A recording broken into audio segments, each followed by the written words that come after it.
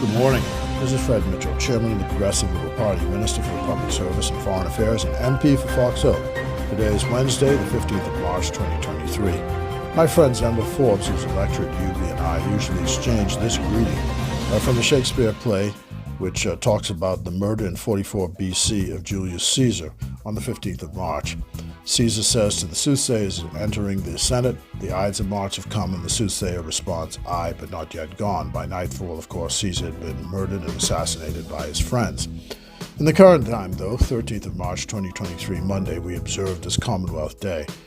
It celebrates some 56 countries, mainly from former British colonies, but now includes Rwanda, Gabon, Mozambique, and Cameroon. Baroness Patricia Scotland is the Secretary General. She hails from Dominica, but moved to England with her parents and was Tony Blair's Attorney General. In a bitter campaign last year, she triumphed over a pushback from Britain, Australia, New Zealand, and Canada, what is called the Old Commonwealth.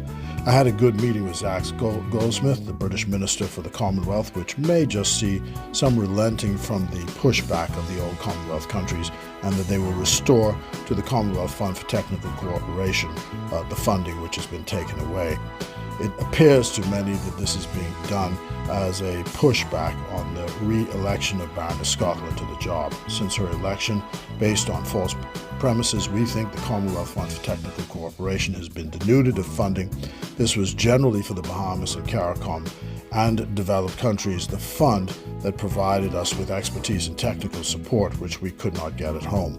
The denuding of the funds looks and seems to us a striking back at the Baroness for winning last year. We have expressed our concern on the principle that you should not throw the baby out with the bathwater. Let us hope that Lord Goldsmith can reverse this. The Bahamas will continue to raise this matter with the UK, Australia, New Zealand, and Canada.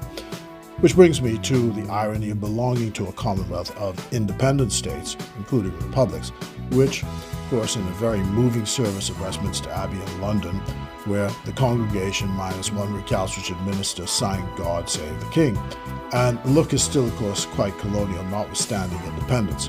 It caused me to recall the work of Professor Sam Huntington of Harvard, who pointed out in his seminal work, Political Order and Changing Societies, that even when there is a revolution, the new order tends to mimic the old order.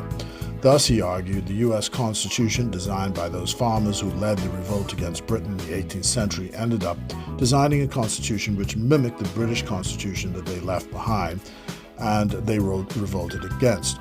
Instead of a king, they elect a president, but the president has powers very much similar to that of the king they left behind. The Commonwealth, of which we are a part, for very important foreign relations reasons, is still there with independent states, but headed by a king. Wonderful pageantry, imitation is the sincerest form of flattery, and until we have something better, well, it is what it is. God bless you, God bless the Commonwealth of the Bahamas. Thank you to the boys and girls of St. Anne's, who surprised our Prime Minister when he visited on Commonwealth Day, when they thanked him for what he's doing for the country. Today, across the Commonwealth of the Bahamas, though, with God's blessing, it is still PLP all the way.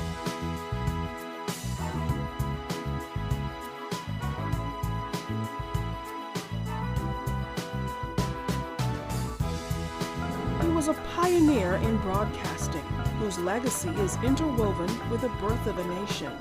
When I, with Charles Carter and Carl Bethel, served as the voice for the Bahamas to bring in the new Bahamas, and we told the world back on the 10th of July, 1973, that a new nation had been born. Eldred Bethel was a staple of the news world in the Bahamas, a well-rounded ZNS personality, simply known as Ed.